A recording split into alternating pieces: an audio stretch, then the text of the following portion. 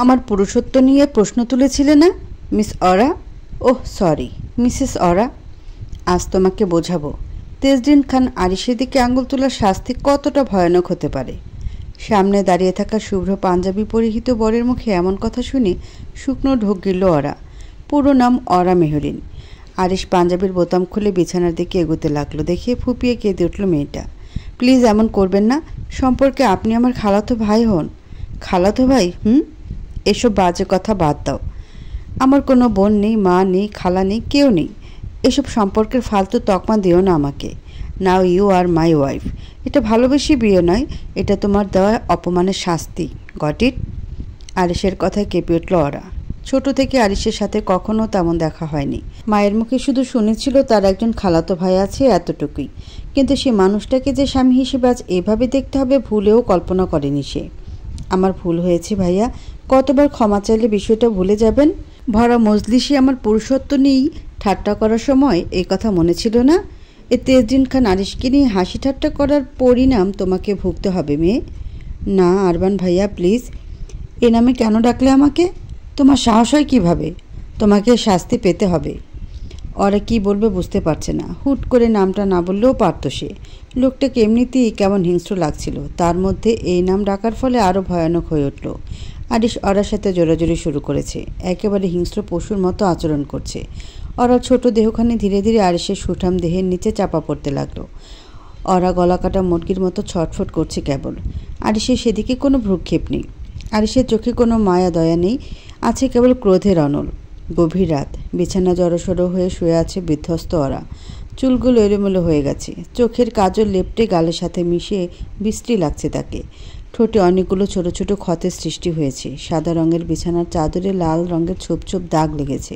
Washroom থেকে পানি পড়ার আওয়াজ আসছিল এতক্ষণ। আরিশ গোসল সেরে বের হলো মাত্র। পরনে তার সাদা তোয়ালে কেবল। ভেজা চুল হাত দিয়ে নাড়াচাড়া করতে করতে ওয়ার্ডরোবের দিকে এগোলো সে। 32 বছর বয়সী আরিশ দেখতে সুদর্শন, বেশ পরিপাটি। ছোট থেকে চাচার কাছে বড় হয়েছে সে। চাচা মারা যাওয়ার পর কাজই তার নিত্যসঙ্গী। জামা কাপড় পরা শেষে বিছানার দিকে তাকাতে কিছুটা অবাক হলো আরিশ। চোখ বন্ধ করে শুয়ে আছে ওরা, তবে ঘুমিয়েছে কিনা বোঝা যাচ্ছে না। শরীরের দিকে নজর পড়তে আরিশ খেয়াল করলো ওরা দেখতে এতটুকু, একেবারে হামিং বার্ডের মতোই। তার চেয়ে বড় কথা শেষে কিনা এতটুকু মেয়েকে বিয়ে করলো আরিশ। কত আর হবে বয়স? খুব বেশি হলে 19, তাও মনে হচ্ছে না আরিশের। সে যাই হোক, বয়স যতই হোক না কেন, মেয়েটা অকলপক্ষ। আরিশ দীর্ঘশ্বাস ছাড়ল। রুম থেকে বেরিয়ে সোজা বেলকনিতে গিয়ে বেতের চেয়ারে বসলো। আপাতত সিগারেট খেতে হবে তার। নিকোটিন ছাড়া নিজেকে শান্ত করতে পারবে না আরিশ। শরীরের যন্ত্রণা উপেক্ষা করে পেঁচানো শাড়িটা ঠিকমতো শরীরে জড়িয়ে নিল ওরা। ওয়াশরুমে যেতে হবে তাকে, কিন্তু পেটের ব্যথা পাওয়া যেন অবশ হয়ে গেছে। একটু আগে ঘটে যাওয়া অমানসিক অত্যাচারের কথা মনে পড়তে নিঃশব্দে কাঁদতে লাগলো মেয়েটা। মা তো বলেছিল আরিশ ভালো ছেলে, একটু রাগী হলেও ওর মনটা ভালো। এই বুঝি ভালো ছেলে নমুনা? খারাপের চেয়েও খারাপ লোকটা, ঠিক একটা জঙ্গলি পশু। ওরার কান্না থামে না, খুঁড়িয়ে খুঁড়িয়ে ওয়াশরুমের দিকে এগোতে থাকে। সেই দিন এই লোকটার বিষয়ে ঠাট্টা করে কত বড় ভুল করেছিল আজ হাড়ে হাড়ে টের পেয়েছে ওরা। বুধবার বিকেল প্রায় 4টা ছুঁই। ওরার বাবার অফিসে জরুরি মিটিং থাকায় দুপুরে বাসায় যেতে পারেননি। বারবার কল করে বাবার সঙ্গে কথা বলতে পারেনি ওরা। সেজন্য আজ অফিসে চলে এসেছে মেয়েটা। ওর সাথে কয়েকজন বান্ধবীও আছে। মূলত বাবার থেকে সিনেমা দেখতে যাওয়ার অনুমতি নেওয়ার জন্যই এতটা উদ্গ্রীব হয়ে আছে ওরা। হুট করে বন্ধুরা জানালো মুভি দেখতে যাবে, কিন্তু ওরার যখন তখন বাসা থেকে বেরোনোর অনুমতি নেই। বলতে গেলে খুব রক্ষণশীল মানুষ ওরার বাবা সুলাইমান মল্লিক। হলরুমে সকল কর্মচারীদের নিয়ে মিটিং চলছে। ওরা কোনো মতে গার্ডকে ঘোল খাইয়ে হলরুমে প্রবেশ করে এক কোনায় দলবদ্ধ হয়ে দাঁড়িয়ে আছে। এর আগে কখনো বাবার অফিসে আসা হয়নি তার। বছর 2 হবে এই অফিসে কাজ করছেন সুলাইমান মল্লিক। কিরে ওরা, আঙ্কেলকে তো কোথাও দেখতে পাচ্ছি না। শর্মিলের কথায় আশেপাশে নজর বুলিয়ে নিল ওরা। ওই যে দূরে বসে আছে তার বাবা। ওই যে বাবা, একটু অপেক্ষা কর, আগে আমাকে দেখো, তারপর নিশ্চয়ই আসবেন। নিজুম হুট করে ওরাকে মৃদু ধাক্কা দিয়ে জিজ্ঞেস করলো, তোর কাজিনের অফিস এটা? হ্যাঁ তাই তো জানি, যদিও আমিও কখনো দেখিনি ওনাকে। কেমন কথা, তোর কাজিনের তুই দেখিসনি? আরে নানান কাহিনী, পারিবারিক সমস্যা, তোরা বুঝবি না। ও, নিজুম বিরস মুখে বলল। শর্মিলা বেশ আগ্রহী হয়ে শুধালো, বিয়ে করেছেন উনি? না রে, বয়স তো কম হলো না, বিয়ে কেন করে না কে জানে। কত রে, 30-32 হবে হয়তো। কি শর্মিলার রিয়াকশন দেখে অরা ও নিজম দুজনেই হেসে উঠল। মনে হয় মেশিন ঠিক নেই, সমস্যা, সেজন্য এখনই বিয়ে করেনি। অরা কথাটা বলেই হাসতে লাগলো। ঠিক সেই মুহূর্তেই ওদের পাশ দিয়ে স্টেজের দিকে যাচ্ছিল তেজদিন খান আরিশ। অচেনা মেয়ের মুখে এমন কথা শুনে মস্তিষ্কে আগুন জ্বলছে তার। কিন্তু আরিশ তৎক্ষণাৎ কিছু না বলে নিজের কাজের দিকে এগোলো। কিন্তু ওরা তখনও জানতো না তার সামনে কি অপেক্ষা করছে। পরবর্তীতে আরিশ ঠিক খুঁজে বের করে ওরাকে। সুলাইমান মল্লিক এবং রোকসানা মল্লিকের বড় মেয়ে ওরা, অর্থাৎ তারই আপন খালার মেয়ে। আরিশ প্রথমে ভালো মতো বিয়ের প্রস্তাব রাখে, কিন্তু সুলাইমান এতটুকু বয়সে মেয়েকে বিয়ে দিতে অসম্মতি জানান। তারপরেই আরিশের বিশ্রী রূপটা দেখতে পান তারা। সুলাইমান মল্লিকের চাকরি খেয়ে মান সম্মানের ভয় দেখিয়ে ওরার সাথে বিয়ে দেওয়ার জন্য মল্লিক পরিবারকে এক প্রকার বাধ্য করে আরিশ। রোকসানা আর না করতে পারেননি। আরিশের অতীত জানেন তিনি। ছেলেটা বাইরে যতই অহংকারী ও জেদি হোক, মনটা ভালো। এই আশা রেখে মেয়েকে আরিশের সাথে বিয়ে দেন তিনি। সকাল হয়েছে, সূর্যের প্রথম রশ্মি ধীরে ধীরে আকাশে ছড়াচ্ছে। ভোরের আলো ফুটতেই ব্যস্ত শহরের ব্যস্ততা শুরু হয়ে গেছে। চারদিকে যান্ত্রিক আওয়াজ। ওরা চোখ খুলে দেখে বাইরের আলো তার ঘরের জানালা দিয়ে ঢুকে আসছে। শোয়া থেকে ধীরে ধীরে উঠে বসল সে। শরীরের ব্যথা আগের চেয়ে কিছুটা কমলেও তার মনে গভীর একটা শূন্যতার সৃষ্টি হয়েছে। বাইরের পরিবেশের স্নিগ্ধতা কিন্তু ওরার মনে এক ধরনের অস্থিরতা ভর করেছে। লোকটা তো রুমে নেই, রাতেই ঘর থেকে বেরিয়ে গিয়েছিল, আর কি ফেরেনি? কোথায় গেল? আবার যদি না ফিরলেই ভালো। তপ্ত নিঃশ্বাস ফেলল ওরা। ঠোঁট জ্বলছে, শরীরের প্রতিটি রন্ধ্রে রন্ধ্রে ব্যথা। Good morning hummingbird. আচমকা আরিশের কণ্ঠস্বর শুনে ভয়ে জড়সড় হয়ে বসল ওরা। আরিশ কেয়ারটেকার জলিলকে নাস্তার প্লেট বিছানার একপাশে রাখতে বলে তাকে রুম থেকে চলে যেতে বলল। জলিলও মালিকের কথা মতো খাবার রেখে দ্রুত স্থান ত্যাগ করেছে। ওরা আরিশকে ঠিক বুঝতে পারছে না। রাতে যে ভয়ঙ্কর রূপ দেখালো, আর সকাল হতে এত মিষ্টি কথা, ব্যাপারটা হজম হচ্ছে না ওরার। আরিশ ওরাকে আপাদ মস্তক দেখছে। ওরা মেহরিন নামের থেকে হামিংবার্ড নামটাই এ মেয়ের জন্য পারফেক্ট।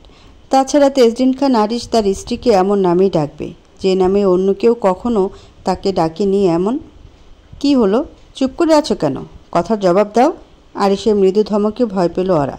আরিশের মধ্যে বিছানার এক পাশে বসেছে, পরনে তার কালো রঙের শার্ট, জিন্সের প্যান্ট। সবকিছু স্বাভাবিক থাকলে হয়তো ওরা তার সুদর্শন বরের প্রেমে হাবুডুবু খেত এখন। Good morning. আরিশ হাসলো, ঠিক যেন শয়তানি হাসি। ওরা বুঝতে পারছে না লোকটা কি অসুস্থ, নাকি অতিরিক্ত রাগে বলে এমন মনে হয়। রাগ না হয় স্বাভাবিক, কিন্তু জলিলের দিকে তাকিয়েছিলে কেন হামিংবার্ড? জলিল জিজ্ঞাসু দৃষ্টিতে তাকিয়ে আছে ওরা। আরিশ অদ্ভুতভাবে হেসে ফের বলে, হ্যাঁ, যে ছেলেটা নাস্তা রেখে গেল ওর নামই জলিল। এবার বুঝতে পেরেছে ওরা। কিন্তু জলিলের দিকে কেন তাকিয়েছিলে, এটা আবার কেমন কথা? রুমে এলে একবার তো সবাই তাকায়, স্বাভাবিক। এমনি রুমিকে এসেছিল দেখার জন্য। চুপ। পরপুরুষের দিকে চোখ তুলে তাকালেও শেষ করে ফেলবো।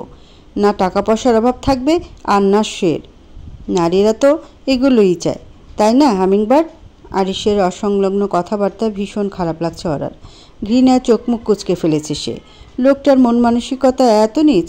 তবে লোকটাকে বাইরে থেকে যেমন পরিপাটি মনে হয়, ভেতরে অন্যরকম, এলোমেলো, মনে হয় স্বাভাবিক না। অলার নীরবতা আরিশকে ভাবাচ্ছে। তার বউ কি জলিলের কথা ভাবছে? মুহূর্তে মাথা গরম হয়ে গেল তার। অরার কাঁধে হাত রাখলো সে। কি কথা বলছো না কেন? ওর কথা ভাবছো, ঠিক না? না ভাইয়া। ওরা কাঁধে ব্যথা পাচ্ছে। ভয়ে ভয়ে তবুও উত্তর দিল সে। চুপ, কিসের ভাইয়া? আর একবার ভাই বলে ডাকলে খুন করে ফেলবো। আর হ্যাঁ, আজকের পর অন্য কোনো ছেলে দেখে তাকাতেও ভুলে যাবে তুমি। ওরা ভয়ে কাঁদছে। ওর ছোট্ট দেহখানি ভয়ে থরথর করে কাঁপছে কেবল। আরিশ কথা বলতে বলতে নিজের শরীরের শার্ট বিছানে ছুঁড়ে ফেলল।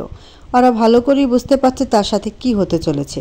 তাই প্রাণপণে আরিশের কাছে হাত জোর করে বলতে লাগলো, প্লিজ এসব করবেন না, আমার খুব কষ্ট হচ্ছে, আমি আর কারো দিকে তাকাবো না। আরিশ ওরা থুতনি চেপে ধরে রাগান্বিত কণ্ঠে বলল, কষ্ট হয়? ঠিক মতো দিলে কষ্ট হয়, আর না দিলে পরপুরুষের কাছে যাস তোরা? তোদের নারী জাতিকে ঘৃণা করি আমি, তোরা মা নামের কলঙ্ক। আরিশের কোনো কথার আগামাথা বুঝতে পারছে না ওরা, আর না তো এই মুহূর্তে বুঝতে চাচ্ছে। আরিশের চোখ লাল হয়ে গেছে। ওরা শরীর থেকে সবটুকু পোশাক খুলে ফ্লোরে ছুঁড়ে ফেলল সে। আমার সাথে কেন এমন করছেন? কি করেছি আমি? মেশিনের সমস্যা কে জানি বলেছিল। ক্রোড় হাসলো আরিশ। ওরা নিরুপায়। আরিশের দু হাতের নিচে নিজের হাত চাপা পড়ে গেছে ওর। ঠোঁটের ক্ষতে আবারও কামড় দেওয়াতে চিৎকার করতে যাচ্ছে মেয়েটা, কিন্তু আরিশ তার ঠোঁট দিয়ে সেই আওয়াজ বন্ধ করে রাখছে। ঠোঁট থেকে গলা থেকে বুক, সব জায়গায় আরিশের দাঁতের দাগ বসে গেছে। অরার দু চোখ বেয়ে জল পড়ছে কেবল, মনে হচ্ছে নরক যন্ত্রণা ভোগ করছে সে। আরিশ অরার দু পায়ের মাঝখানে বসলো। অরার দু চোখ বড় বড় হয়ে গেল। গত রাতের মতো আবারও তেমন কিছু হলে সইতে পারবে তো? Is this too much for you hummingbird? Good, I gift you to you. Of course I will. Arish অনুমতি চাইল নাকি নিজের ইচ্ছের কথা বলল জানে না ওরা। কাঁদো কাঁদো গলায় বলল সে, দয়া করুন, আমি মরে যাব। আরিশ বিশ্রীভাবে হাসে। ওরা চোখের জলে তার কিছু যায় আসে না, কিন্তু হঠাৎ ফোনে রিংটনের আওয়াজে নড়ে চড়ে উঠল সে। জরুরি কল আসার কথা ছিল। আরিশ ওরাকে ওভাবে রেখেই বিছানা থেকে নেমে ফোন হাতে নিল। হ্যাঁ, জরুরি কল। রিসিভ করে কথা বলল সে। ওরা কোনো মতে বিছানার চাদর মুড়ি দিয়ে ভয়ে চুপচাপ তাকিয়ে আছে কেবল। জরুরি কল, কাজ আছে আমার। ঠিক মতো খেয়ে নিও, তামার নাচের বাসায় তোমার দেখাশোনা করবে। কথা বলতে বলতে পোশাক পরে নিল লোকটা। ওরা গোপনে স্বস্তি নিঃশ্বাস ফেলল। আরিশ আর কোনো কথা না বলে ঘর থেকে বেরিয়ে গেল। আরিশ চলে যেতে দ্রুত পোশাক পরে নেয় সে। মা যে তাকে জাহান্নামে পাঠিয়েছে সেই বিষয়ে কোনো সন্দেহ নেই ওরার। কিন্তু প্রশ্ন হলো, জেনে শুনে এমন ছেলের সাথে কেন বিয়ে দিলেন রোকসানা? ওরা ভেবে পায় না। বারান্দায় গ্রিলে হাত দিয়ে দাঁড়িয়ে আছেন সুলাইমান মল্লিক। বাইরে কত শত গাড়ি নিজেদের মতো ছুটে চলেছে। কাল থেকে আবার অফিস, আজ ছুটি, সেজন্য বাড়িতে বসে আছেন তিনি। কি হয়েছে তোমার? এখনও রাগ করে আছো? রোকসানা মল্লিকের কথায় কোনো ভাবান্তর হলো না সুলাইমান মল্লিকের। স্বাভাবিকভাবে উত্তর দিল, কিসের রাগ? আর কি হবে রোকসানা? আমি জানি আরিশের সাথে ওরার বিয়েটা তুমি মন থেকে মানতে পারোনি এখনও, ম্লান মুখে বললেন রোকসানা। কিন্তু সুলাইমানের কাছে এসব কথার কোনো মূল্য নেই। জেনে শুনে কারো পছন্দ অপছন্দের দান না দিয়ে পরে সেসব জিজ্ঞেস করে কিসের জন্য? যখন বিয়েটা হয়ে গেছে এসব বলে লাভ কী? না মানলে তো কারো কিছু যায় আসে না। তোমার মেয়ে, তুমি তার সাথে যা ইচ্ছে তাই করেছ। এভাবে বলো না, ওরা তোমারও মেয়ে। আমার মেয়ে হলে কখনো এভাবে বিয়ে দিতে পারতে না তুমি। সুলাইমান কেমন করে যেন হাসলেন। বিষয়টা রোকসানা সহ্য করতে পারছে না। তার স্বামী বড্ড ভালো মানুষ, অথচ আজ এভাবে কষ্ট পাচ্ছেন তিনি। বিষয়টা স্ত্রী হিসেবে রোকসানার নিকট সত্যি বড় যন্ত্রণার। আরিশ তো পর না বলো, আমারই বোনের ছেলে। হ্যাঁ, তোমারই বোনের ছেলে। সেই ছেলে যে একজন মানসিক রোগী। বাইরে থেকে সে যথেষ্ট ভালো মানুষ হইলেও মাঝে মধ্যে তার অসুস্থতার কথা অফিসে কানাঘুষা শোনা যায় রোকসানা। ছেলেটার মাথা ঠিক নেই। আর এসবের জন্য দায়ী তোমার বোন, কেবলমাত্র তোমার বোন। আর আজ ওরাকে আরিশের সাথে বিয়ে দিয়ে সে দায় এড়াতে চাইছো তুমি? এসব তুমি কি বলছো? আরিশ অসুস্থ না। আপুর ওইসব কাজকর্মে মানসিকভাবে ভেঙে পড়েছিল ছেলেটা, কিন্তু অসুস্থ নয়। তাছাড়া ওরার মা আমি, জেনে শুনে ওর ক্ষতি করতে পারি না আমি। সুলাইমান মল্লিক চুপ করে গেলেন এবার। সত্যি তো, রোকসানা ওরার মা। সুলাইমান মল্লিক ওরার জন্মদাতা পিতা নন, তবে ছোট থেকে কম আদর স্নেহ করেননি তিনি। ওরার বাবার অকাল মৃত্যুর পর রোকসানাকে সমাজের কুনজর থেকে রক্ষা করে ভালোবেসে নিজের ঘরের বউ করেছিলেন সাইদ। আমাকে একা ছেড়ে দাও রোকসানা। দীর্ঘশ্বাস ছাড়ল ওরার মা। মৃদু হেসে বলল, ঠিক আছে। নিঃশব্দে ঘর থেকে বেরিয়ে গেলেন রোকসানা। আসলে নিজেকে মানিয়ে নেওয়ার জন্য সময় দরকার। ওরার নিথর শরীরটা বিছানায় পড়ে আছে। গায়ের উপর পাতলা চাদর দেওয়া থাকলেও কাঁপছেও। শরীরের ভেতর যেন শীত আর আগুন একসঙ্গে লড়াই করছে। কপালের ঠিক মাঝখানে জ্বরের তীব্রতা জমাট বেঁধেছে। তামান্না হাত রাখতেই যেন তাপের ধাক্কায় পড়ে যাওয়ার উপক্রম হলো। মেয়েটা ঘেমে গেছে, তবুও সারা শরীর হিমশীতল লাগছে। তার ঠোঁট শুকিয়ে ফেটে গেছে, নিঃশ্বাস ভারী, বুক ওঠানামা করছে অনিয়মিত ছন্দে। অচেতনভাবেই কপট গঙ্গানি বেরিয়ে আসছে ঠোঁটের ফাঁক দিয়ে। মাঝে মাঝে কিছু অস্পষ্ট শব্দ বলে উঠছে, যেন তীব্র ঘোরের মধ্যে কাউকে ডাকার চেষ্টা করছে। আবার মুহূর্তের মধ্যে শব্দগুলো মিলিয়ে যাচ্ছে নিস্তব্ধতার মাঝে। তামান্নার হাত কাঁপছে। একবার ভাবলো ঠান্ডা পানি এনে মাথায় দেয়, আবার মনে হলো ওষুধ ছাড়া হবে না। ফোনটা হাতে নিয়েও দ্বিধায় পড়ল আরিশকে ফোন করবে কিনা। অফিসে থাকাকালীন সময় বিরক্ত করা অপছন্দ করে সে, কিন্তু এখন কল না করলে যদি কিছু হয়। জ্বরটা নর্মাল না, শরীর এতটা নিস্তেজ দেখাচ্ছে যে মনে হচ্ছে এই বুঝি আর নিঃশ্বাস নেবে না। দোটানায় পড়ে গেছে তামান্না। মেয়েটার বয়সও খুব বেশি নয়, সবে 21। অভাবের তাড়নায় লোকের বাসায় কাজ করতো আগে, কিন্তু বেশিরভাগ বাড়িতে যৌন হয়রানির শিকার হতে হয় বলে রাগে দুঃখে একদিন আত্মহত্যা করতে গিয়েছিল তামান্না। কিন্তু আরিশ তাকে বাঁচায় এবং নিজের বাড়িতে কাজের ব্যবস্থা করে দেয়। গ্রীষ্মের দুপুর, শহর যেন উত্তপ্ত কড়াইয়ের মতো দগদগে। ফুটপাতে গাছের ছায়া ছোট হয়ে এসেছে, পাতাগুলো নিস্তব্ধ, নড়ারও শক্তি নেই। মানুষজন ছাতা মাথায় বা গামছা দিয়ে ঘাম মুছতে মুছতে হাঁটছে। রাস্তার ধারে ঠেলাগাড়িতে রাখা তরমুজের টুকরোগুলো যেন তৃষ্ণার প্রতীক হয়ে দাঁড়িয়ে আছে। আর তালের শ্বাসও বিক্রেতার হাঁকডাকের সঙ্গে তাল মিলিয়ে ক্রেতা টানছে। ক্লান্ত শহর একটু শান্তির আশায় ছায়া খোঁজে। বাস স্ট্যান্ডে অপেক্ষমান যাত্রীরা হাত পাখা দিয়ে বাতাস করার ব্যর্থ চেষ্টা করছে। দোকানিরা পানির বোতল ঠান্ডা রাখতে বারবার বরফ দিচ্ছে। ট্রাফিক সিগন্যালে দাঁড়িয়ে থাকা বাস আর রিকশার চাকার নিচে পিচ গলতে চায় যেন। বিল্ডিংয়ের উঁচু কাচের জানালাগুলো সূর্যের আলো প্রতিফলিত হয়ে চকচক করছে। কোথাও একটা চিল চক্রাকারে ঘুরছে, যেন উত্তাপের মধ্যেই নিজের অস্তিত্বের জানান দিচ্ছে। স্কুল ছুটির পর বাচ্চারা দ্রুত বাড়ির দিকে ছুটছে। কেউ কেউ রাস্তার পাশে আইসক্রিম হাতে নিয়ে চুষে খাচ্ছে। শহরের অলিগলিতে দুপুরের এই অসহ্য গরমের সঙ্গে যেন একটা নিস্তব্ধতা মিশে আছে, কিন্তু এর মাঝেও দূরে কোথাও একটা ফ্যানের কর্কশ ঘোরার শব্দ শোনা যাচ্ছে, অথবা হঠাৎ কোনো গাড়ির হর্ন সেই নিস্তব্ধতাকে খানিকটা ভেঙে দেয়। শহর হাঁসফাঁস করছে, বৃষ্টি চাই, একটু স্বস্তি চাই, কিন্তু বৃষ্টি কবে হবে কেউ জানে না, না শহর আর না এই শহরের লোকজন। মাত্র মিটিং শেষ করে নিজের কেবিনে এলো আরিশ। লোকটা জানালার পাশে দাঁড়ালো। বাইরে উত্তপ্ত শহর, কাঁচের জানালায় সূর্যের আলো প্রতিফলিত হয়ে চোখে লাগছে তার, কিন্তু আরিশের মন অন্য কোথাও। কিছু ভালো লাগছে না, অরার কথা ভাবছে। মেয়েটা এত ভীতু কেন? কোনো টু শব্দ করে না, ভীষণ ভয় পায় কেবল। অরার মাও নিশ্চয়ই এমন নরম মানুষ, তাহলে অরার খালা অর্থাৎ আরিশের মা এমন ছিলেন কেন? আরিশ শুকনো ঢোক গেল। আজও মনে পড়ে সেসব দিনের কথা। অস্থির লাগছে ওর, বাড়ি ফিরতে হবে। সে চোখ বন্ধ করলো। অদ্ভুতভাবে অরার মুখটা মনে পড়ে গেল, ছোট্ট পাখির মতো চঞ্চল, অথচ যেন ভেতরে ভেতরে আতঙ্কে গুটিয়ে থাকা। ও কি ঠিক আছে? নিজেকে প্রশ্ন করলো আরিশ। নিজের ভাবনায় অবাক হলো। অরার বিষয় নিয়ে ওর তো কিছু যায় আসে না। ধীর পায়ে চেয়ারে এসে বসলো আরিশ। বিয়ে হওয়ার পর অরার সাথে একটু বেশি রাগারাগি করা হয়েছে। ছোট মেয়ে, শরীরও নিশ্চয়ই এতটা নিতে পারেনি। খারাপ লাগছে আরিশের। মাঝে মধ্যে কী যে হয় নিজেও বুঝতে পারে না। পকেট থেকে ফোন বের করলো, আবার রেখে দিল। তা মানে নিশ্চয়ই দেখছে ওকে, হয়তো খুব বেশি অসুবিধা হয়নি। আর আমি যদি এখন ফোন করি সেটা কি ভালো হবে? গলা খাকারি দিয়ে নড়ে চড়ে উঠল আরিশ। ওই মেয়েটাকে নিয়ে এত ভাবার কিছু নেই। মেয়েদের বেশি ভালোবাসলে ফাঁকি দিয়ে চলে যায়। আরিশ কিছুতেই তার নিজের স্ত্রীকে ছাড়তে প্রস্তুত না। ভালোবাসা না থাকলেও ওরাকে তার সাথে থাকতেই হবে। এরকম আরও নানা রকম কথা ভাবতে ভাবতে অফিস থেকে বেরিয়ে গেল আরিশ। মা, আপু কল রিসিভ করেছে? নয়নার কথা দীর্ঘশ্বাস ছাড়লেন রোকসানা। নয়না ওরা ছোট বোন, ক্লাস 8-এ পড়ে এবার। না রে, শ্বশুরবাড়ি যাওয়া সত্ত্বেও একবারও কল দেয়নি ওরা, এমনকি কল রিসিভ পর্যন্ত করেনি। আরিশকে কল দিলাম তাও ধরেনি। রুকসানা মল্লিক ওরাকে নিয়ে ভীষণ চিন্তিত হয়ে পড়েছেন। ওরা চঞ্চল স্বভাবের মেয়ে, তবে ভীতু। চড়ুই পাখির মতো উড়ে বেড়াতে পছন্দ করে মেয়েটা। বন্ধ ঘরে এক মুহূর্ত থাকতে পারে না। নয়না মাকে কিছু বলতে পারছে না। সত্যি বলতে নয়নারও এই বিয়েতে মত ছিল না। আরিশের এমন জেদ অহংকার খুব খারাপ লেগেছে ওর। আমি কি কাল একবার আপুর সাথে দেখা করতে যাব? বেশি দূর তো না। না, আমি আরিশের সাথে কথা বলার চেষ্টা করব, না পারলে আমি নিজেই যাব। তোকে যেতে হবে না। এই বয়সে এত সাহস ভালো না। একা একা সব জায়গায় যেতে চাওয়া বন্ধ করো। মায়ের বকাঝকা খেয়ে চুপ করে রইল নয়না। ঘরে ছোট সদস্য হলে এই একটা অসুবিধা, কেউ কোনো কথার গুরুত্ব দেয় না। মনে মনে এসব ভেবে নিজের ঘরের দিকে এগোলো মেয়েটা। নয়না জানালার পাশে দাঁড়িয়ে বাইরে তাকিয়ে আছে।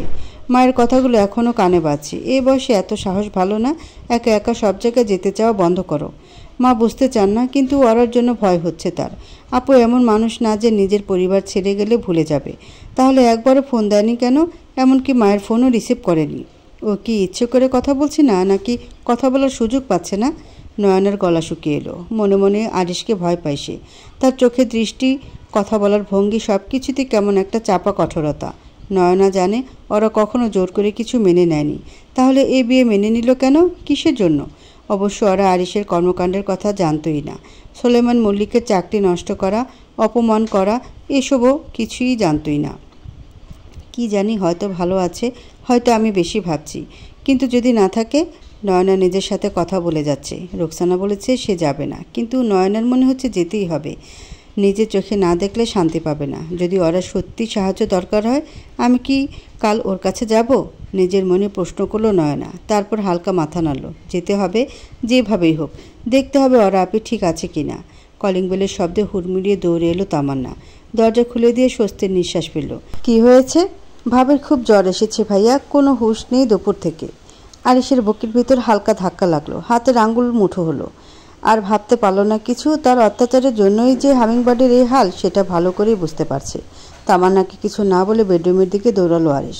বেচারি তামান্না ফ্যালফ্যাল দৃষ্টিতে তাকিয়ে রইল কেবল। আরিশকে কখনো এত উতলা হতে দেখেনি তামান্না। ভালোবেসে হোক কিংবা অধিকারের জন্য হোক, ওরাকে নিয়ে চিন্তিত আরিশ, এইটুকু ভালো করে বুঝতে পেরেছে তামান্না।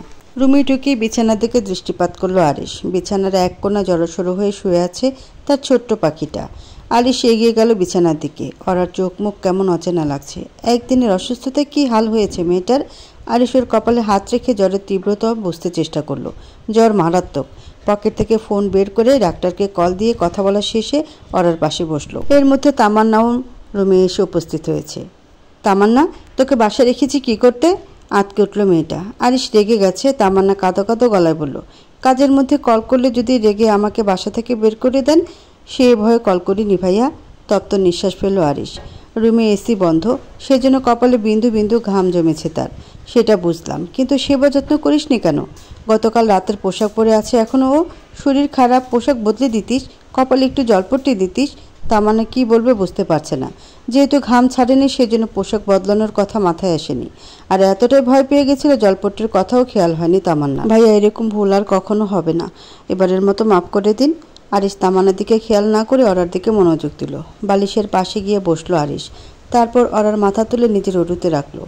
মাথায় হাত বুলিয়ে দিতে দিতে বলল, বকবক না করে পানি আর রুমাল নিয়ে আয়। জি ভাইয়া। তামান্না দৌড়ে ঘর থেকে বেরিয়ে গেল।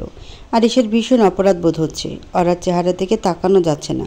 ঠোঁটে ঘা, চোখের নিচে কালো দাগ, গলায় কামড়ের দাগ। উফ, এভাবে কেউ টাচ করে? নিজেকে জানার মনে হচ্ছে ওর। কিন্তু আরিশ রাগ করে আদর করতে গেলে কতটা জঙ্গলি হয়ে ওঠে সেটা সে নিজেও বুঝতে পারে না। এই যে পানি আর রুমাল ভাইয়া, এখানে রাখ, ডাক্তার আসবে, দরজার কাছে গিয়ে অপেক্ষা কর, উনি নক করলে দরজা খুলে দিবি। আরিশের সামনে খুব সাবধানে পানির বাটি আর রুমাল রেখে আবারও ঘর থেকে বেরিয়ে গেল তামান্না। ওরাকে আবারও বালিশে শুয়ে দিল আরিশ। কপালে জলপট্টি দিয়ে ফার্স্ট এড বক্স খুঁজতে লাগলো। ড্রেসিং টেবিলের ড্রয়ারে রাখা ছিল। ওরার ক্ষত জায়গাগুলো পরিষ্কার করে ওষুধ লাগিয়ে দিচ্ছে আরিশ। মেয়েটা ঘোরের মধ্যেও ব্যথা অনুভব করতে পারছে। ওষুধ লাগানোর সময় ছটফট করছিল খুব। আরিশ নিজের ওপর বিরক্ত। শাস্তি দিতে গিয়ে বিয়ে করে শেষে এতটুকু বউ নিয়ে বিপদে পড়ল। ডাক্তার এসে অরাকে দেখে কিছু ওষুধ দিয়ে গেছে। শরীরের ব্যথার জন্যই জ্বর এসেছে। তামান্না আরিশের জন্য রাতের খাবার ঘরে দিয়ে গেছে। আরিশের এই রূপ আগে দেখেনি সে। শক্তপোক্ত মানুষটারও যে কারোর জন্য এতটা ভাবনা চিন্তা হয় তামান্না সেটা আন্দাজও করতে পারেনি। আরিশ তাকে সাহায্য করলেও কখনো ভালো আচরণ করেনি, আর না তো খারাপ। সবসময় এমনভাবে কথা বলেছে মেয়েরা যেন ঘৃণার পাত্রী। আর এই সকল নারীকেই কম বেশি ঘৃণা করে, কিন্তু কেন সেটা জানে না তামান্না। গভীর রাত। সোফায় বসে ল্যাপটপে মুখ গুজে বসে আছে আরিশ। পরনে তার টি শার্ট ও হাফ প্যান্ট। ওরা ঘুমোচ্ছে। মাঝখানে একবার চোখ মেলে তাকিয়েছিল। তামান্না ওষুধ খাইয়ে দিয়েছে তখন। আরিশ ওরার আশেপাশেও ছিল না তখন। তামান্না বুঝতে পারে না ভাইয়া ভাবির সামনে কেন এতটা কঠিন হয়ে থাকে। পেছনে তো কতটা কেয়ার করলো। অস্থির হয়েছিল। গরমে হাঁসফাঁস লাগছে আরিশের। ওরার জন্য এসি বন্ধ করে রাখা হয়েছে। এভাবে গরমে কাজ করাও যাচ্ছে না। তার চেয়ে বেলকনিতে গিয়ে বসে কাজ করা যাবে। যেই ভাবা সেই কাজ। আরিশ ল্যাপটপ নিয়ে সোজা বেলকনিতে চলে গেল। আরিশের রুমের বেলকনিটা অনেক বড়। এখানে নানান ফুল গাছ আছে, বেলি, গোলাপ, অর্কিড সহ আরও অনেক ফুল। সাথে মাঝে মধ্যে দক্ষিণা বাতাস তো আছেই। গভীর রাতে কোনো কোলাহল থাকে না শহরে। এখানে এসে বসলে মন ভালো হয়ে যায় আরিশের। বিছানায় শুয়ে এপাশ ওপাশ করছেন রোকসানা। মেয়ের চিন্তায় ঘুম আসছে না। যতই নিজেকে বুঝিয়ে সুঝিয়ে রাখতে চাচ্ছেন ততই অস্থির লাগছে ওনার। ওরা কি আরিশের সাথে বিয়ে দিয়ে কি ভুল করলেন? দীর্ঘশ্বাস ফেললেন রোকসানা মল্লিক। আগামীকাল সকালে খানবাড়িতে যাবেন তিনি। আরিশকে জবাবদিহি করতে হবে। বিছানায় বসে আছে 6 বছরের আরিশ। হাতে তার পারফিউমের বোতল। পারফিউম শেষ হয়ে গেলেও তার বোতলগুলো আরিশের মা রেখে দেন। ছোট্ট আরিশ সেগুলো নিয়েই খেলছে। হঠাৎ আরিশের মা এলেন সেখানে। আরিশকে ওগুলো নিয়ে খেলতে দেখে ভীষণ রেগে গেলেন। মুহূর্তেই বাচ্চাটার চুলগুলো ধরে গালে থাপ্পড় মারতে লাগলেন তিনি। তোকে কতবার না বলেছি আমার গোছানো জিনিস নষ্ট করবি না, কেন এলোমেলো করেছিস? আরিশ ভয়ে কান্নাও করছে না, চুপচাপ মার খাচ্ছে। কিন্তু ভেতর ভেতর শেষ হয়ে যাচ্ছে ছেলেটা। সুমনা আরও কিছুক্ষণ মারধর শেষে আরিশকে ছেড়ে দিয়ে ফোন হাতে বেলকনিতে চলে গেলেন। ছোট্ট আরিশ বালিশে মুখ গুজে কাঁদতে লাগলো। 2 গালে আঙ্গুলের দাগ বসে গেছে সব। আরিশ তবুও শব্দ করে কাঁদে না। রাতে আরিশের বাবা বাসায় ফিরতেই সুমনার সাথে ঝামেলা হলো। ছেলেকে এভাবে কেন মেরেছে জিজ্ঞেস করতেই ঝামেলা শুরু। আফজাল খান নিতান্তই ভালো মানুষ। এতটুকু ছেলের সাথে এমন আচরণ তো সৎ মাও করে না। সেখানে সুমনার এমন আচরণে অবাক হন আফজাল। অবশ্য সুমনা এরকমই অদ্ভুত। নিজের রাখা কোনো জিনিসপত্র কেউ ধরলেও বাজেভাবে রিয়েক্ট করেন। সব সময় নিজের পছন্দ মতো পোশাক আশাক পরা নারিশকে। ওনার পছন্দের বাইরে গেলে শুরু হয় অত্যাচার। আফজাল ঠিকমতো কিছু বলতেও পারে না। সুমনা ছেলের সামনে শারীরিক বিষয় নিয়ে ঝামেলা করে। সুমনার মতে আফজাল তার চাহিদা মেটাতে অক্ষম। আর অক্ষম পুরুষদের এত হাঁক ডাক মানায় না। আবজাল দমে যায়। কোনো পুরুষ যদি বুঝতে পারে সে তার স্ত্রীকে তৃপ্তি দিতে পারছে না, তবে তার চেয়ে গ্লানি আর কিছুতেই নেই। কোনো মেয়েলি কণ্ঠে কান্নার শব্দ শুনে ঘুম ভেঙে গেছে আরিশের। অবশ্য ভালোই হয়েছে, দুঃস্বপ্ন দেখেছে। ওই ভদ্রমহিলা স্বপ্নে এসেও টর্চার করলো আজ। আরিশ দীর্ঘশ্বাস ছাড়ল। আড়মোড়া ভেঙে উঠে দাঁড়ালো সে। গ্রিলের ফাঁক দিয়ে বাইরে তাকিয়ে দেখল শহরের ব্যস্ততা শুরু হয়ে গেছে। কান্নার শব্দটা আরও তীব্র হতেই নড়েচড়ে উঠল আরিশ। ল্যাপটপ হাতে রুমের দিকে এগোলো সে। আপু, তোমার কি হাল হয়েছে? আমি মাকে বললাম তুই হয়তো ঠিক নেই।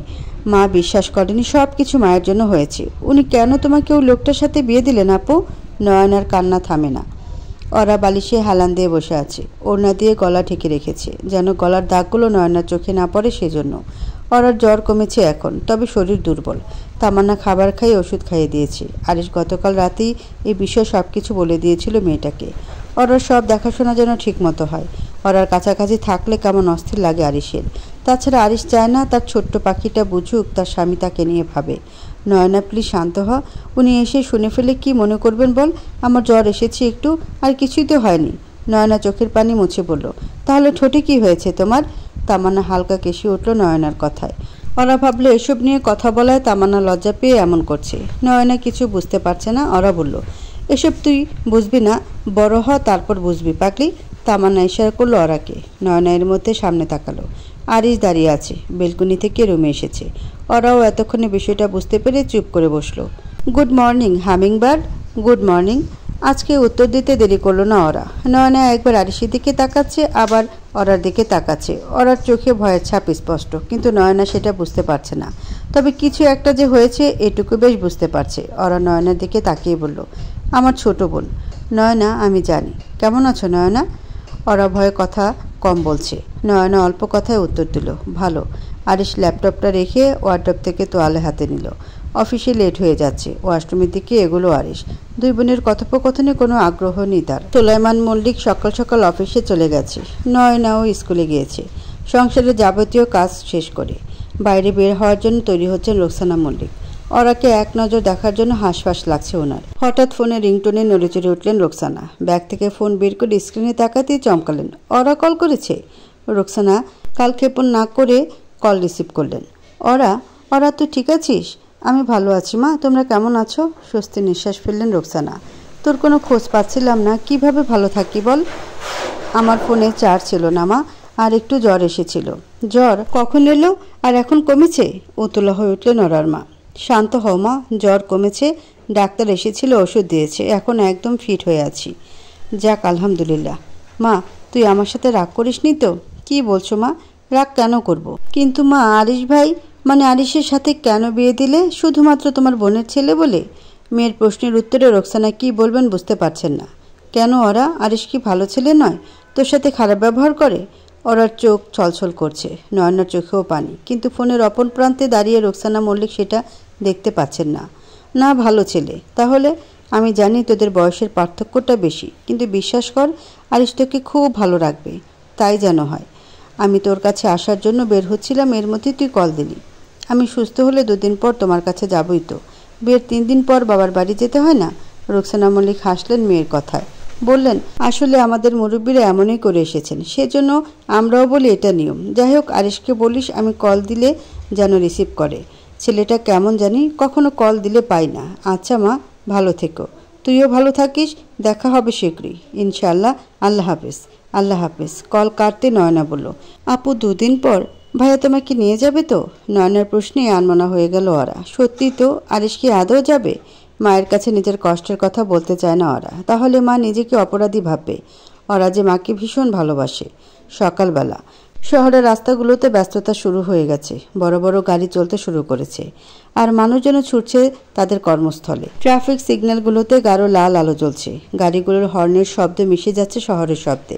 রাস্তায় দোকানের ঝাঁকজমক, বাজারের গলির ভিড়, সব কিছু যেন জীবন্ত হয়ে উঠেছে। আরিশ আজকে অফিসে পৌঁছাতে কিছুটা দেরি হয়ে গেছে। তেজরিন খান আরিশ, খান ইন্ডাস্ট্রির একমাত্র উত্তরাধিকারী। বাবার পর চাচা, আর চাচার পর আরিশই ব্যবসার হাল ধরে রেখেছে। আরিশের অফিস বিল্ডিংটা শহরের অন্যতম বড় ও প্রভাবশালী অফিস ভবনগুলোর মধ্যে একটি। 15 তলা দালানের উপরের দিকে বিশাল একটি সাইনবোর্ড ঝুলছে, যেখানে খান ইন্ডাস্ট্রি লেখা, এবং তার আশেপাশে গ্লাসের কাচের দেয়ালে সূর্যের আলোর প্রতিবিম্ব। আরিশ নিজে তার কর্মজীবনে বহু চড়াই উতরাই পেরিয়ে এসে এখানে পৌঁছেছে। অফিসের প্রতিটি কোণায় কাজের তাগিদ, দায়িত্ব আর প্রভাব যেন দৃশ্যমান। ব্যক্তিজীবনে আরিশ যেমনটা রাগী, কর্মক্ষেত্রে ততটাই ঠান্ডা মাথার অধিকারী। সব কাজ মাথা ঠান্ডা রেখে করে। আরিশের অফিসে লবি থেকে শুরু করে প্রতিটি কোণে আভিজাত্যের ছোঁয়া। লবি এবং করিডোরগুলো উজ্জ্বল সাদা ও সোনালি রঙের শেডে সাজানো, যেখানে বড় বড় কাঁচের জানালা দিয়ে বাইরের শহরের দৃশ্য স্পষ্টভাবে দেখা যায়। আরিশের কেবিনটা পুরো অফিস ভবনের উপরতলায়, তার নিজের পরিসরের মতো বিশাল। কেবিনের দেয়ালে রয়েছে শীতল রঙের প্রিন্ট আর মেঝে লেদারের টাইলস দিয়ে ঢাকা। কেবিনের মাঝখানে একটি বিশাল কাঠের টেবিল, যার উপরে সাজানো কিছু ব্যবসায়িক রিপোর্ট এবং কাগজপত্র। টেবিলের এক কোণে রাখা আছে সোনালী রঙের একটি বাদামি পেন, আর পাশে রয়েছে একটি আধুনিক ডিজাইনের ফোন। পুরো কেবিনের এক কোণে বিশাল চামড়ার চেয়ার, যেখানে আরিশ বসে। May I come in sir? ল্যাপটপে মুখ গুজে বসেছিল আরিশ। নবনীতা ইসলামের কণ্ঠস্বর শুনে কিছুটা নড়েচড়ে উঠলেও আরিশ এক মুহূর্তের জন্য তার ল্যাপটপ থেকে চোখ তুলল না। Yes come in. নবনীতা মুচকি হেসে রুমে প্রবেশ করল। আরিশ ইশারায় বসতে বলল তাকে। নবনীতা চেয়ার টেনে বসলেন। স্যার, আমাদের নতুন প্রজেক্টের জন্য কিছু আপডেট রয়েছে। নবনীতা কথা শুরু করলো, কিন্তু তার কণ্ঠে কিছুটা উদ্বেগ ছিল। কিছু ডেটা নিয়ে সমস্যা হচ্ছে, কিছু রিপোর্ট মিসিং। আমি ভাবছিলাম হয়তো আপনি যদি একটু সময় দেন, তবে আমি বিষয়গুলো নিয়ে বিস্তারিত আলোচনা করতে পারি। আরিশ একটু থেমে রইল, তারপর ধীরে ধীরে সামনে থাকা একটা ফাইলের উপর চোখ বোলালো। কিছুক্ষণ চুপ থেকে তিনি সোজা হয়ে বসে বলল, আপনি কি নিশ্চিত যে পুরো টিম মিটিংয়ের সময় সব ডেটা সঠিকভাবে হ্যান্ডেল করেছে? হ্যাঁ স্যার, তবে কিছু ভুল ধারণা ছিল। আমার মনে হচ্ছে কিছু রিপোর্টের ফরম্যাট ঠিক হয়নি এবং তাই এগুলো সঠিকভাবে সিস্টেমে ইন্টারপ্রেট হচ্ছে না। নবনীতা উত্তরে বলল, তার কণ্ঠে সতর্কতা স্পষ্ট। ঠিক আছে, আপনি টিমের সাথে বসে সেগুলো ঠিক করার ব্যবস্থা নিন। আমি কিছুদিন পর রিপোর্টটি আবার দেখে নেব। আর হ্যাঁ, যে কোনো সমস্যা হলে আমাকে জানাবেন। নবনীতা মুচকি এসে মাথা নেড়ে বলল, ধন্যবাদ স্যার, আমি দ্রুত সমাধান করতে চেষ্টা করব। আরিশ আবার ল্যাপটপে দৃষ্টিপাত করলো, কিন্তু তার মনোযোগ এখনও নবনীতার দিকে। এছাড়া আমি শুনেছি আপনার একটি নতুন আইডিয়া ছিল আমাদের বিপণন কৌশল নিয়ে, সেটার বিষয়ে বলুন। নবনীত একটু হাসি দিয়ে বলল, হ্যাঁ স্যার, আমি মনে করি যদি আমরা সোশ্যাল মিডিয়া প্ল্যাটফর্মগুলোতেও আরও ইন্টারেক্টিভ ক্যাম্পেইন চালাতে পারি, তবে আমাদের কোম্পানির ব্র্যান্ড ভ্যালু অনেকটা বৃদ্ধি পাবে। আমি কিছু নতুন আইডিয়া নিয়ে এসেছি।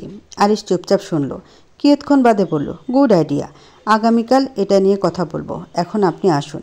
আর হ্যাঁ, কাজগুলো মন দিয়ে করবেন। Okay sir. নবনীতা আর কথা বাড়ালো না। আরিশ অতিরিক্ত কথা অপছন্দ করে, এটা অফিসে সবাই জানেন। নবনীতা রুম থেকে বেরিয়ে যাওয়ার পর আরিশ অনলাইনে মিটিংয়ে জয়েন হলো। সারাদিন একা একা থাকতে ভালো লাগছে না ওরার। তামান্না নিজের কাজ নিয়ে ব্যস্ত থাকে, তাছাড়া তার সাথে ভালো জমেও না ওরার। রুম থেকে বেরিয়ে করিডোরে হাঁটছে সে, পরনে কালো রঙের গাউন, খোলা চুল। আরিশ আগে ওরার জন্য পোশাক আনিয়ে রেখেছিল, সেগুলোই পরছে এখন। করিডোরে হাঁটতে হাঁটতে পুরো বাড়িটার দিকে ভালো করে নজর বোলাতে লাগলো ওরা। বাড়ি তো নয় যেন রাজপ্রাসাদ। ওরা অবাক চোখে সব কিছু দেখছে। এর মধ্যেই কলিং বেলের আওয়াজ পাওয়া গেল। তামান্না রাতের খাবার রান্না করছিল। কলিং বেলের শব্দে দৌড়ে দরজা খুলে দিতে এলো সে। ওরা করিডোরে দাঁড়িয়ে সব কিছু দেখছে। আরিশ বাসায় ফিরেছে। আরিশকে বাড়িতে প্রবেশ করতে দেখি দৌড়ে রুমে চলে গেল মেয়েটা। ওরার জ্বর কমেছে? তামান্না বসার ঘর পেরিয়ে সিঁড়ির দিকে এগোতে এগোতে প্রশ্ন করলো আরিশ। তামান্না বলল, জি ভাইয়া। ভাবি আর কিছু জানতে চায়নি। তামান্না চুপচাপ রান্নাঘরের দিকে এগোলো। নিজেকে গালি দিল কয়েকটা। কেন যে আগ বাড়ানো কথা বলে সে নিয়ে নিজের ওপর বিরক্ত সে। এভাবে শুয়ে আছো কেন? আচমকা আরিশের কথা শোয়া থেকে উঠে বসলো ওরা। শোয়া নিয়েও কি রাগারাগি করবে নাকি? মানুষ তো নয় যেন আজাজিল খন্নাস। ওরা নিজেকে ধমক দিল। এসব কথা তো ওরার দাদি বলে, ওরা কেন বলবে? এমনি। আরিশ জামা কাপড় খুলে বিছানা ছুঁড়ে ফেললো সব। পরনে কেবল প্যান্ট। আরিশকে এইভাবে অর্ধনগ্ন অবস্থায় দেখে চোখ সরিয়ে ফেলল ওরা। বিষয়টা খেয়াল করলো আরিশ। নিজের স্বামীর দিক থেকে চোখ সরালো কেন সে? মুহূর্তে আরিশের মাথার পোকাটা নড়ে চড়ে উঠল। কিছু না বলেই ওরার একেবারে সামনে গিয়ে দাঁড়ালো। ওরা চমকালো, ভয় পেল কিছুটা। চোখ সরিয়ে নিলে কেন? না মানে আসলে। আরিশ ওরা দু হাত ধরে নিজের উন্মুক্ত বুকে ছোঁয়ালো। মৃদু কেঁপে উঠল ছোট্ট ওরা। এত বড় একজন প্রাপ্তবয়স্ক পুরুষের সামনে ওরাকে নিহাত এতটুকুই লাগে। তার উপর বয়সের পার্থক্য 14 বছরের। আমার দিকে তাকাও হামিংবার্ড। ওরা ভয়ে ভয়ে তাকালো আরিশের দিকে। আরিশের চোখে আবারও সেই পাগলামি দেখতে পাচ্ছে ওরা। আমার দিক থেকে কখনো নজর সরাবে না, আমাকে দেখবে যতক্ষণ ইচ্ছে ততক্ষণ। মনে রেখো, আমি ছাড়া গোটা পৃথিবীর সকল পুরুষ তোমার জন্য হারাম, নিষিদ্ধ। ওরা চুপ করে শুনছে সব। কথা বলছো না কেন? ধমকে উঠল আরিশ। ওরা ভয়ে বলল, আচ্ছা। আরিশের মেজাজ খারাপ হচ্ছে। কেন তা সে জানে না। মনে হচ্ছে তার স্ত্রী তার প্রতি আগ্রহী নয়। অরাকে ধাক্কা দিয়ে বিছানায় ফেলে দিল আরিশ। অরা ভয় পাচ্ছে আবারও হয়তো জোর করে ইন্টিমেট হবে লোকটা। অরার চোখ ছলছল করছে। এই লোকের অত্যাচার সে সইতে পারে না, সেই ক্ষমতা নেই তার। আরিশ কোমরের বেল্ট খুলে ফেলল। তারপর অরা শরীরের ওপর ঝুঁকে হাতটুকু ওর মাথার উপরের দিকে একত্র করে বেল্ট দিয়ে বাঁধতে লাগলো। ওরা ভয় পাচ্ছে খুব, থরথর করে কাঁপছে তার শরীর। যদিও বেল্ট দিয়ে বাঁধতে গেলে হাতে কোনো চাপ পড়বে না, উল্টো বাঁধন শিথিল হয়ে যাবে। প্লিজ এরকম করবেন না, আমি আর কখনো আপনার দিক থেকে চোখ সরাবো না। আরিশ কোনো উত্তর দিল না। হাত বাঁধা শেষে ওরা শরীরের ওপর নিজের শরীর ছাড়ল, ঠোঁটে ঠোঁট ছুঁয়ে দিল। ওরা চুপচাপ শুয়ে আছে কেবল। আরিশ গভীরভাবে কিস করছে তাকে। এভাবে কিছুক্ষণ চলার পরেও ওরার থেকে কোনো রেসপন্স না পেয়ে উঠে বসলো আরিশ। রেগে মেগে বলল, তরতাজা পুরুষের ঠোঁটের স্পর্শ পেয়েও কোনো রেসপন্স করলো না কেন?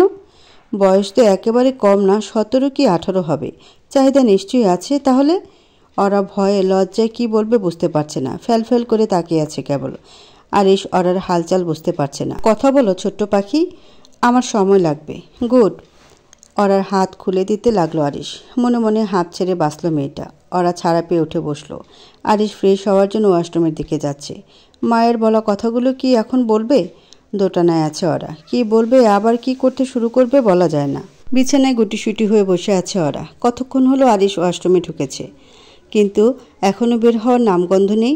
মা বলেছিল আরিশকে ওনার সাথে কথা বলার জন্য, সে বিষয়ে কথা বলবে বলেই ওরা অস্থির হয়ে আছে। ওয়াশরুমের দরজা খোলার শব্দে ওরার ভাবনা ছেদ ঘটল। সদ্য গোসল করা আরিশের অর্ধ উন্মুক্ত শরীরের দিকে মোহাচ্ছন্ন হয়ে তাকিয়ে আছে ওরা। আরিশের ভেজা চুলের কিছু পানি গড়িয়ে পড়ল কপাল বেয়ে, নিচে নেমে গেল শক্ত চোয়ালের ধার বেয়ে। এলোমেলো ভিজে চুলগুলো কপালের ওপর নেমে এসে তাকে আরও আকর্ষণীয় করে তুলেছে। প্রশস্ত কাঁধ আর খোলা বুক জুড়ে ছোট ছোট পানির ফোঁটা চেকচেক করছে। এই প্রথম কোনো পুরুষকে এভাবে দেখছে ওরা। কি দেখছো? আরিশের কথায় হকচকিয়ে গেল মেয়েটা। হালকা কেশে উঠল কয়েকবার, দৃষ্টি সরিয়ে বলল, না মানে আপনার এতক্ষণ সময় লাগছিল? তুমি অসুস্থ বলে নিজেকে শান্ত করলাম হামিংবার্ড। নেহাতে শরীর খারাপ তোমার, নয়তো ছাড় পেতে না। ওরার কান দিয়ে যেন গরম ধোঁয়া বের হচ্ছে। লোকটা কি বলল? কেউ এতটা নির্লজ্জ হয় কিভাবে? ছি! লজ্জায় চোখ মুখ বন্ধ করে ফেলল ওরা। টু শব্দ পর্যন্ত করল না। আর এই ওয়ার্ডরোবের সামনে গিয়ে পরনের তোয়ালে খুলে বিছানা ছুঁড়ে ফেলল। ওরা মাথা নিচু করে আছে। পোশাক পরতে পরতে বলল আরিশ, কথার জবাবে চুপ করে থাকা কি তোমার স্বভাব? আর সব সময় এমন বোবা হয়ে থাকো কেন? আদরই তো করি, মারধর তো নয়। তাতে এত ভয়ের কি আছে বলো তো ছোট্ট পাখি? ওরা ভাবলো আরিশ ভুল কিছু তো বলেনি, আদরই করে, তবে খুব হিংস্রভাবে। ওরা তাকালো আরিশের দিকে। কালো রঙের টি শার্ট সাথে হাফ প্যান্ট পরেছে সে। চুলগুলো ভেজা, সামনে ছোট ছোট চুল থেকে পানি চুয়ে কপালে পড়ছে। ওরার ইচ্ছে করছে চুলগুলো ভালো করে মুছে দিতে, কিন্তু সে সাহস হলো না। মা কল করেছিলেন, কথা হয়েছে। তারপর বললেন আপনার সাথে কথা বলবে। কল দিলে যেন রিসিভ করেন, এতটুকুই। ওষুধপত্র খেয়ে জলদি সুস্থ হও। সব সময় এমন মায়া দয়া দেখানোর পাত্র আমি নই। Got it? ওরা অবাক হলো। আরিশের দিকে বড় বড় চোখে তাকালো এবার। কোথায় মায়ের কল রিসিভ করার কথা হলো আর উনি বলছে অন্য কিছু? আরিশ ওরার দিকে এগিয়ে এসে কোলে তুলে নিতে নিতে বলল, সব কথার জবাব চাই আমার। চুপ করে থাকলে মেজাজ খারাপ লাগে, আর আমার মাথা গরম হলে কি হয় সেটা তুমি জানো। হ্যাঁ, ওষুধ খাবো নিয়মিত। ওরাকে কোলে নিয়ে দাঁড়িয়ে আছে আরিশ। ওরা না চাইতেও আরিশের গলা জড়িয়ে ধরে আছে। আরিশের নজর ওরার গোলাপি ঠোঁটের দিকে। ওরার ঠোঁট কাঁপছে, বুক ধুরু ধুরু করছে। Good girl, now give me a sweet kiss, kiss me. ওরা আবারও ভয় পাচ্ছে। কিস না করলেই তো খেপে যাবে লোকটা। কিন্তু ওরার পক্ষে কিস করাও সহজ না। এটা তার জীবনের প্রথম কিস। কোনো পুরুষকে প্রথম নিজে থেকে কিস করা, যা চিরস্মরণীয় হওয়ার কথা। কিন্তু এই মুহূর্তে ওরা ভয় আর দ্বিধায় কাঁপছে। আরিশ ওরার মতিগতি বুঝতে চেষ্টা করছে। কেন কিস করছে না ছোট্ট পাখিটা? তার কি অন্যত্র সম্পর্ক আছে? উফ, আর ভাবতে পারল না আরিশ। মাথায় আগুন জ্বলছে। আরিশের চোখের দৃষ্টি বদলে যাচ্ছে। নরম প্রশ্রয় মিলিয়ে গিয়ে এক ধরনের কঠোরতার ঝলক ফুটে উঠেছে। সে অপেক্ষা করবে না। অপেক্ষা করা তার স্বভাবের বাইরে। Hummingbird, you are late, now it's my turn. ওরার চিবুক শক্ত করে ধরে মুখটা নিজের দিকে টেনে নিল আরিশ। ওরা বাধা দেওয়ার চেষ্টা করতে সে আরও শক্ত করে ধরে ফেলল। একদম নিজের দখলে নিয়ে নিল তাকে। নিজের স্বামীকে কিস করতে এত সময় লাগে? ইচ্ছে করে করলে না, করতে হবে না, আমি যথেষ্ট। আরিশের গলা ভয়ঙ্কর শোনাচ্ছে। ওরা নিঃশ্বাস দ্রুত হয়ে আসছে। বুকের ভিতর ধুকধুকানি অসহনীয় হয়ে উঠেছে। আরিশ, এটা ঠিক না। তার কণ্ঠ ভাঙতে থাকে, কিন্তু সে আর কথা শেষ করতে পারে না। ভয়, মুখ থেকে কথাও বের হচ্ছে না। কোন পাগল নিয়ে ঠেকলো বুঝতে পারছে না। Calm down hummingbird, I want her to you, I will just kiss your lips. আরিশের ঠোঁট ওর কানের কাছে ঝুঁকে আছে। উষ্ণ নিঃশ্বাস কানে ছড়িয়ে পড়ে অরার। তারপর কোনো কথাই ছাড়ে আরিশ ঠোঁট নামিয়ে আনলো তার ঠোঁটের উপরে। নরম সজাগ কিন্তু সম্পূর্ণ তার নিয়ন্ত্রণে। ওরা তীব্রভাবে বাধা দেওয়ার চেষ্টা করে, হাত দিয়ে ঠেলে সরিয়ে দিতে চায়, কিন্তু আরিশের শক্তি বেশি। স্বাভাবিকভাবেই পুরুষালী শক্তির সাথে পেরে উঠছে না ওরা। আচমকা অরার ফোনে রিংটোন বেজে ওঠাতে বিরক্ত হলো আরিশ। অরার ঠোঁটে মৃদু কামড় দিয়ে বিছানায় বসালো সে। অরার অস্থির লাগছে। কে কল দিল আবার? আরিশ অরার ফোনটা হাতে নিতে নিতে বলল, রোমান্সের সময় বিরক্ত করলো কে? রনি। এটা লিখেই সেভ করা আছে নাম্বারটা। রনি নামে কেউ কল করেছে অরাকে। কোনো ছেলে কল করেছে দেখেই চোখ বড় বড় হয়ে গেছে আরিশের। তার এমন প্রতিক্রিয়া দেখে অরার ভয়ে প্রাণ যায় যায় অবস্থা। আরিশ কল রিসিভ করলো, তবে এপাশ থেকে কোনো কথা বলছে না। অরু, এই অরু, কি হয়েছে তোমার? কতদিন হলো কোনো খোঁজ নেই। কেমন আছো? কি করছো? কিচ্ছু জানি না। টেনশন হয়তো, কিছু বলো। আরিশ কল কেটে দিয়ে ফোনটা ছুঁড়ে ফ্লোরে ফেলতেই লাফিয়ে উঠল অরা। আরিশের চোখে মুখে রাগে আগুন জ্বলছে। চট করে অরার থুতনি চেপে ধরল সে। ব্যথা চোখে জল ছলছল করছে অরার। অরু, টেনশন হচ্ছে? এত সুন্দর করে অরু ডাকলো কেন ওই ছেলে? কে হয় তোর? অরা কথা বলতে পারছে না, ভয়ে গলা শুকিয়ে গেছে, থরথর কাঁপছে শুধু। ঠোঁট নড়ছে একটু একটু, কথা বলতে চাচ্ছে। আরিশ রাগে গর্জে উঠল আবার। Speak, I am listening. আমার বন্ধু, একই ক্লাসে পড়ি, আর কিছুই না। ছাড়ুন প্লিজ, লাগছে। ক্লাসমেট? বন্ধু? Do you think I am stupid? ওরা বলে, না, বিশ্বাস করুন আমি মিথ্যা বলছি না। শান্ত হন আপনি। চুপ। আরিশে চুপ করতে বলায় কিছু একটা ছিল। ওরা চাইলেও আর কথা বলতে পারল না। আরিশ তাকে বিছানা ধাক্কা দিয়ে ফেলল। ওরা হাত জোর করছে, ফুপিয়ে ফুপিয়ে কাঁদছে। আরিশ তার নিজের মধ্যে নেই এখন। সুমনা, তোমার ডাক্তার দেখানো দরকার। তুমি দিন দিন মানসিকভাবে অসুস্থ হয়ে যাচ্ছ। এভাবে চললে আরিশের ওপর আরও বাজে প্রভাব পড়বে। এতটুকু ছেলে, তুমি ওর মা, অথচ ও তোমার সামনে আসতেও ভয় পায়। পাশাপাশি বসে আছেন আফজাল ও সুমনা। আরিশ অন্য রুমে ঘুমাচ্ছে। আফজাল সুমনার সমস্যাগুলো নিয়ে তার পরিচিতদের সাথে অনেক আলোচনা করে বুঝতে পেরেছে সুমনা মানসিকভাবে অসুস্থ। হয়তো অবসেসিভ কম্পালসিভ পার্সোনালিটি ডিসঅর্ডার আছে। এটা এমন একটা রোগ যেখানে আক্রান্ত মানুষ চরম মাত্রায় পারফেকশনিস্ট হয়। অন্য কেউ তার জিনিসে হাত দিলে রেগে যায়। তারা শৃঙ্খলাপূর্ণ জীবন চায়, অন্যের অনুভূতির তোয়াক্কা করে না। সুমনার মধ্যেও তেমন অনেক সমস্যা আছে। আফজাল তা হাড়ে হাড়ে টের পায়। চুপ করো, আমি কি পাগল? আর কিসের ডাক্তার দেখাবো? তুমি আর তোমার ছেলে আমার জীবন শেষ করে দিয়েছো। তোমার কাছ থেকে না পাই শারীরিক সুখ, আর না পাই আর্থিক সুখ।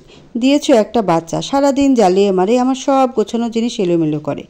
আফজাল ধৈর্যহারা হচ্ছে আজ। বারবার শারীরিক বিষয়ে প্রশ্ন তোলায় খারাপ লাগছে তার। টাকা পয়সার কথা বললে সেও তো একেবারে কম কিছু ইনকাম করেন না তিনি। আসলে সুমনার চাহিদা বেশি, এবং সেটা সব কিছুতেই। সমস্যা আমার না সুমনা, তোমার। একটা সুস্থ মানুষ সর্বোচ্চ কতক্ষণ ফিজিক্যাল অ্যাটাচমেন্টে থাকতে পারে? সর্বোচ্চ 10 মিনিট বা 12 মিনিট, ধরলাম 20 মিনিট। আমার কি সেই ক্ষমতা নেই? তুমি কেন এমন করছো সুমনা? তোমার যখন প্রয়োজন হয় আমি তো সাপোর্ট করি, বলো। আর মাসে 60,000 টাকা ইনকাম করা সত্ত্বেও তুমি টাকার সুখী না বলছো? সুমনার ভালো লাগছে না এসব কথা। সেও কোনো কিছু বুঝতে চায় না। তার আরও দরকার আরও। বসার ঘরে বসে আছে তামান্না। অরার চিৎকারে ঘুম ভেঙে গেছে আজ। তামান্না বেশ বুঝতে পারছে ওর সাথে কি হয়েছে, কিন্তু কিছু করার নেই। তামান্না নিজেও বুঝতে পারছে না আরিশ ঠিক কী চায়। এই ভালো, এই খারাপ। রোদটা আজ একটু বেশি তীব্র। জানালার পর্দার ফাঁক গলে সোনালি আলো এসে পড়েছে বিছানায়। বিছানার চাদরটা এলোমেলো। মেঝেতে ওরা ও আরিশের জামা কাপড় ছড়িয়ে আছে। দেখে মনে হচ্ছে যেন রাতের কাহিনী এখনও মেঝের ওপর পড়ে আছে। ওরা চোখ মেলে তাকায়। মেয়েটার চোখে ক্লান্তির ছায়া, ঠোঁটে নিঃশব্দ এক অস্থিরতা। শরীরটা যেন নিজেই বোঝায় দুঃসহ একটি রাত পেরিয়েছে। চুপচাপ শুয়ে থাকে সে। পাশ ফিরতেও কষ্ট হয়, সমস্ত শরীরে ব্যথা। আরিশ এখনও ঘুমিয়ে আছে, মুখে প্রশান্তির ছাপ। আরিশের দিকে ওরা তাকালো। লোকটাকে ঘুমন্ত অবস্থায় একেবারে শান্ত লাগছে, অথচ দীর্ঘশ্বাস ছাড়ল ওরা। ওরার বুকের ভিতর একরকম ঝড়, ভয়, লজ্জা আর একটা অজানা অনুভূতির মিশেল। বয়স মাত্র 18, কিন্তু এই কয়েকদিনে সে যেন বড় হয়ে গেছে। সেই চঞ্চলতা হারিয়ে গেছে। ওরার অস্থির লাগছে। ঘড়িতে সকাল 9টা বেজে গেছে। বিছানা ছাড়তে চায় না শরীর, তবুও ওরা উঠে দাঁড়ায়। হাঁটতে গিয়ে হালকা কেঁপে ওঠে, পায়ের নিচে শক্ত মেঝে। ওরা আয়নার সামনে দাঁড়ালো। গালের একপাশে লালচে ছাপ, ঠোঁট সামান্য ফুলে আছে, গলায়ও লালচে দাগে ভরপুর। কামিজের ভেতরে উকি দিয়ে তাকালো ওরা। বুকেও এক অবস্থা, হতাশ লাগছে ওরার। সে আয়নায় নিজের চোখের দিকে তাকিয়ে থাকে কিছুক্ষণ। ওই চোখে বিস্ময়, লজ্জা, রাগ আর এক ধরনের নীরব সাহস। ওরা নিজেকে বোঝাতে চায়, তুই ঠিক আছিস ওরা, তুই ঠিক আছিস, তুই সব সহ্য করে নিতে পারবি। সত্যি বলতে এই দুদিনে কিছুটা হলেও সহ্য শক্তি বেড়েছে মেয়েটার। আরিশের পাগলামি কেমন হতে পারে এতটুকু বুঝে গেছে।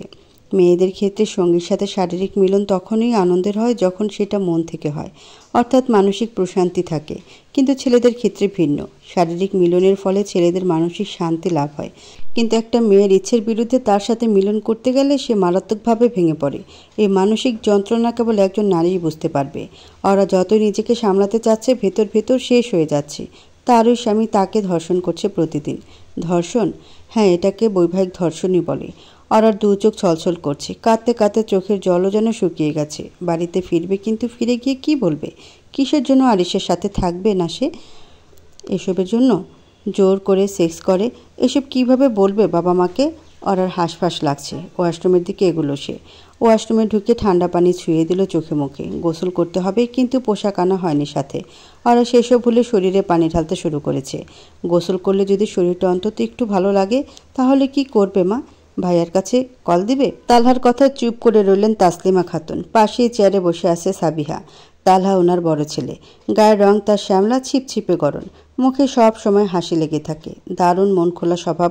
ঘর ভর্তি মানুষ থাকুক বা না থাকুক, সে একাই সব কিছু মাতিয়ে রাখতে পারে। হ্যাঁ, এখানে থেকে কি হবে বল? তোর লেখাপড়া শেষ, এবার তো নিজের জায়গাটা বুঝে নিতে হবে তোকে। আর সাবিহারও তো বিয়ে শাদি দিতে হবে। আমি বিয়ে করব না এখন মা। মাঝখানে কথা বলল সাবিহা। সাবিহা বলতে গেলে আগুন সুন্দরী। ফর্সা রং, ঘন লম্বা চুল, তীক্ষ্ণ চোখের দৃষ্টি। অনার্স শেষ করে ঘরে বসে আছে এখন। তাসলিমা বললেন, সেসব পরে দেখা যাবে, আগে ঢাকা চল, তারপর আরিশ করবে যা করার।